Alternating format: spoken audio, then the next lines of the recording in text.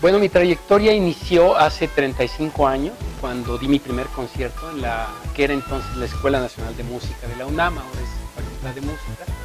Recuerdo que fue un concierto que realicé con mis otros dos hermanos, Fernando y Patricia, y fue un programa que estaba conformado por obras de diferentes autores.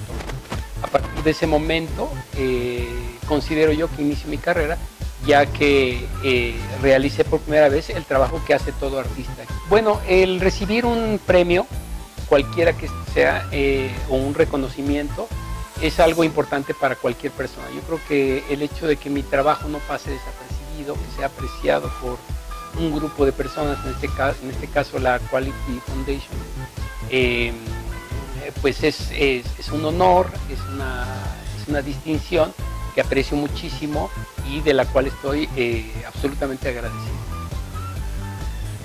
Efectivamente, yo creé el Concurso Nacional de Flauta. El Concurso Nacional no existía.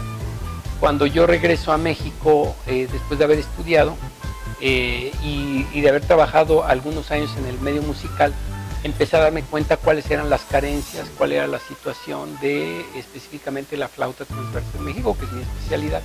Me di cuenta que no existía un concurso nacional. El Concurso Nacional de Flauta Transversa, digo, más allá de entregar un premio, en realidad tiene una importancia en el sentido de que permite a los estudiantes tener la experiencia de concursar. Hay que recordar que para obtener una plaza, por ejemplo, en una orquesta, para obtener una beca, para poder ingresar a una escuela, ya sea en el extranjero o incluso aquí en México, se hace a través del sistema de concurso, es decir, se presentan varios y se selecciona a los mejores. Entonces, esta experiencia de concursar era muy importante que la tuvieran los mexicanos, por lo tanto, me di a la tarea de organizar el primer concurso nacional de flauta transversa. Le puse el nombre de Gildardo Mojica, ya que es uno de los grandes flautistas del siglo XX, y luego creé un segundo concurso específicamente para estudiantes, porque el Gildardo Mojica es también de una categoría profesional, con el nombre de Rubén Islas, que es el otro gran flautista mexicano.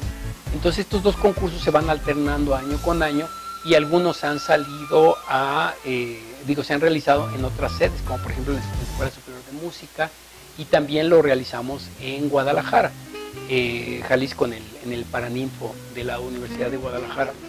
Entonces, a lo largo de estos años, el concurso ha probado que es algo eficaz, ya que los que han ganado los 3 primeros lugares en alguna de las categorías son los muchachos que actualmente están. Hace algunos años, un par de años, grabé con la Orquesta Sinfónica de Nuevo León como solista, grabé los conciertos de Eduardo Gamboa y de Eduardo Angulo. Y este disco, bueno, había estado un poquito frenado por cuestiones de derechos de autor, pues tales, etc.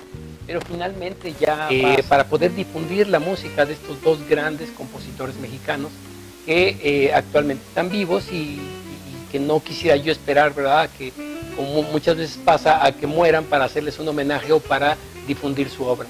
Afortunadamente están vivos, son dos de los compositores más prolíficos y más activos actualmente en la escena musical. Bueno, mi historia con la flauta transversa fue, yo creo que como a muchas personas les pasa, o sea, yo quedé como hechizado por el timbre de este instrumento. Yo había escuchado efectivamente el piano, el violín, la guitarra, muchos otros instrumentos, y no le había puesto mucha atención a la flauta, aunque la había escuchado, pues como todos, en las obras de Tchaikovsky, en el jazz, incluso en la salsa hay flauta transversa.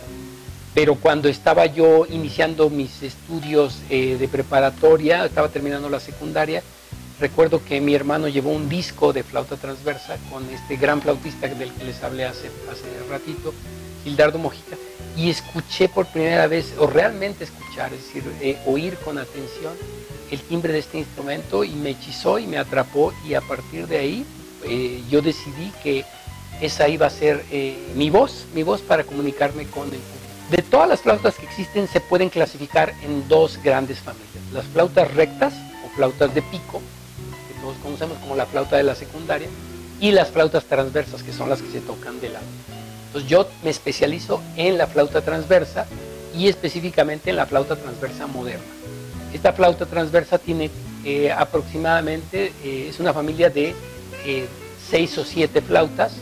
Yo toco básicamente, bueno, todas, pero me especializo en las 4 más agudas, que son la flauta pícolo, la flauta soprano, que es la que encontramos en la orquesta, la flauta contralto y la flauta bajo. También hay flautas que se llaman contrabajo, octobajo, archibajo. Y esas flautas, bueno, se tocan muy rara vez y generalmente se hace en los coros de flauta. En México hay 1 o 2 coros de flauta que poseen estas flautas. La Facultad de Música de la UNAM tiene una flauta de estas, pero se toca muy esporádicamente. Generalmente se tocan las 4 primeras que mencioné. Bueno, pues esta idea de la música clásica, que no es una música muy común, está cambiando. Si ustedes van a las salas de concierto, cada vez hay más gente, cada vez hay más público. Lo que me da gusto es que hay un público cada vez más joven. Ayer, por ejemplo, fui a escuchar a la Orquesta Sinfónica de Coyoacán, la sala estaba a reventar. Si uno va a la sala de Nezahualcóyotl, que es una de las mejores de América Latina, está generalmente llena. Y esta idea de la música clásica como una música como marginal o como elitista está cambiando afortunadamente. Y eso es debido a la labor que estamos haciendo tanto los músicos como los compositores en la difusión de este género musical. La música es un lenguaje que va directamente a la parte emocional del ser humano. Esto es muy importante saber. O sea, los que nos dedicamos a la difusión de la música o a la música, evidentemente tenemos una formación desde el punto de vista intelectual, con la teoría, desde el punto de vista físico, con las habilidades de tocar un instrumento, y desde el punto de vista emocional, para condensar todo esto y entregar un mensaje emocional al público. Entonces, cuando las personas escuchan música, se les ve estimulada la parte emocional. Y esto es muy importante porque la parte emocional es aquella que va definiendo las actitudes del ser humano ante la vida. Por lo tanto, la música es, dentro de la educación de toda persona, es un elemento muy importante, y esto se ha visto en todas las culturas. Digo, desde Platón,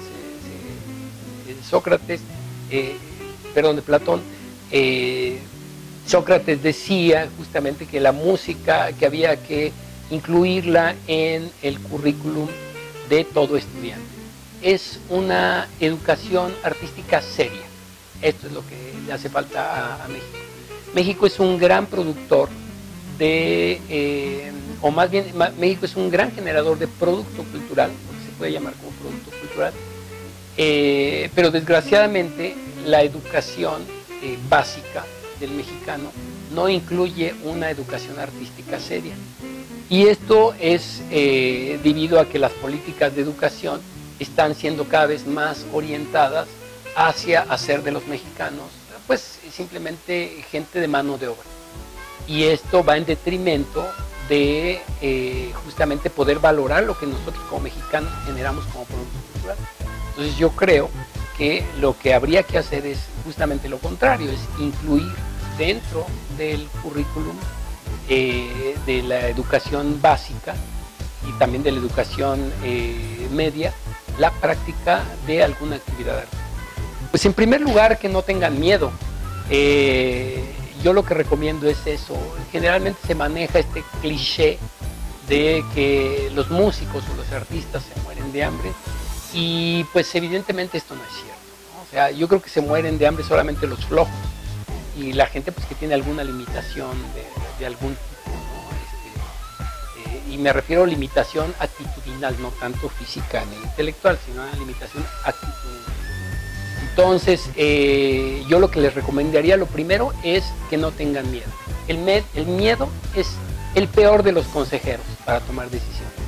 Entonces, si ustedes realmente creen en ustedes, si ustedes realmente pueden ser capaces de adquirir una mente disciplinada, yo creo que tienen las condiciones para poder tener éxito en sus carreras. La música me causa muchos sentimientos.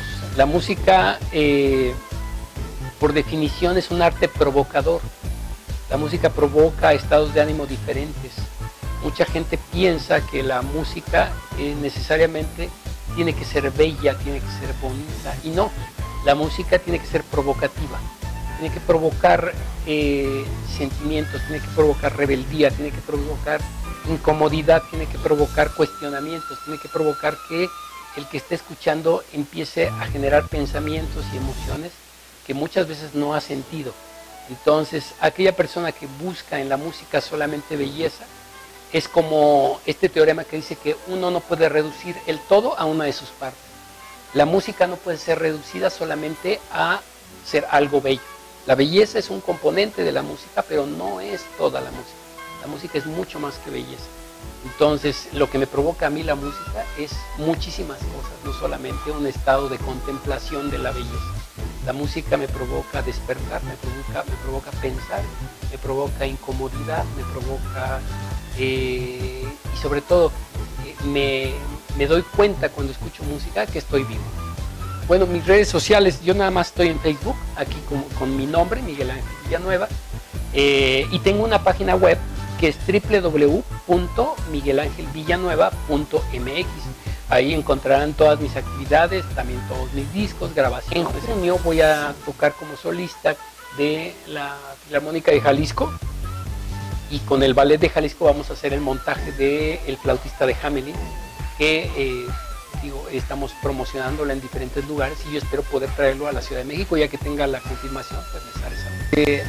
Básicamente yo agradezco a los medios de comunicación la difusión del trabajo que hacemos los músicos de concierto, y específicamente al público de Mentes al Desnudo. Espero que esta entrevista la encuentren interesante, que encuentren datos interesantes que les sirva para cambiar su perspectiva respecto de la gente que nos dedicamos a este género y respecto de nuestro trabajo. Muchas gracias.